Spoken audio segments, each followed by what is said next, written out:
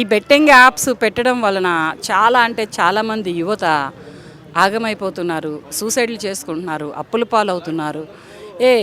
ఈ betting app అనేది అసలు ఎవరు క్రియేటివిటీ చేశారో, ఈ యాప్ని ఎవరు డౌన్లోడ్ చేస్తున్నారో, ఈ యాప్ని అసలు ఎటువంటి యువత డౌన్లోడ్ చేసుకుంటుందో తెలియట్లేదు. కానీ ప్రతి దగ్గర కూడా ఒక నలుగురు మనుషులు కూడారు అంటే ఈవేళ ఇటువంటి బెట్టింగ్ యాప్లనే ఎక్కువగా మాట్లాడుకుంటున్నారు.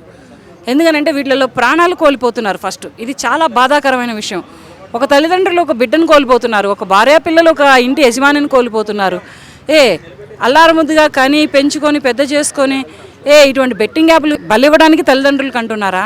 ఎక్కడో పుట్టి ఎక్కడో పెరిగి అతనినే నమ్ముకొని వచ్చే అమ్మాయి సంసారాన్ని పెట్టుకొని పిల్లల్ని పెట్టుకొని ఇటువంటి బెట్టింగ్ యాప్లకి భర్తని బలివ్వడం కోసం అమ్మాయి పెళ్లి చేసుకుంటుందో మరి అర్థం కావట్లేదు. కానీ చాలా అంటే ఈ విషయం చాలా బాధాకరమైన విషయం.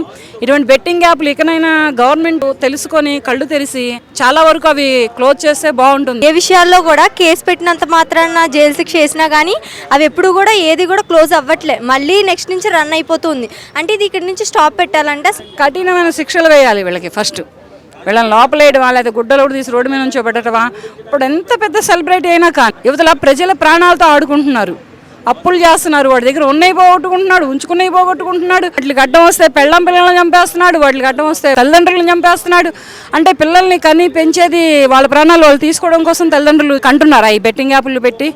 ఈ బెట్టింగ్ యాప్లని సృష్టించడం వలన, లేకపోతే ఆ అమ్మాయి పెళ్లి చేసుకొని ఆ అమ్మాయి పిల్లల్ని ఆ అమ్మాయి చంపుకోవడం కోసం పెళ్లి చేసుకుంటుందా? ఇటువంటి బెట్టింగ్ యాప్లని అడ్డం పెట్టుకొని ఈ బెట్టింగ్ యాప్లు అనేవి అసలు ఎందుకు వస్తున్నాయో ఏమో తెలియట్లేదు. కానీ యువత మాత్రం చాలా పాడైపోతుంది. అంటే గేమ్స్ ఆడాలని ప్రతి ఒక్కరికి ఉంటుంది. గేమ్స్ ఆడాలంటే ఎలాంటి గేమ్స్ ఆడాలంటారు?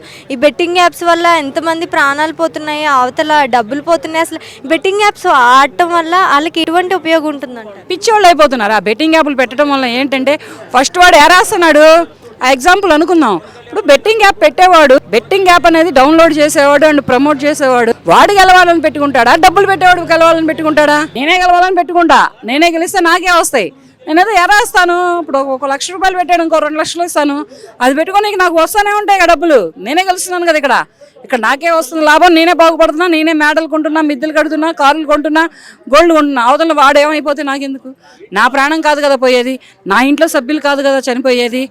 నా చెల్లో, నా తమ్ముడో, నా తండ్రో, వీళ్ళల్లో ఎవరైనా చనిపోతే ఆ బాధ నాకు తెలిసిద్ది.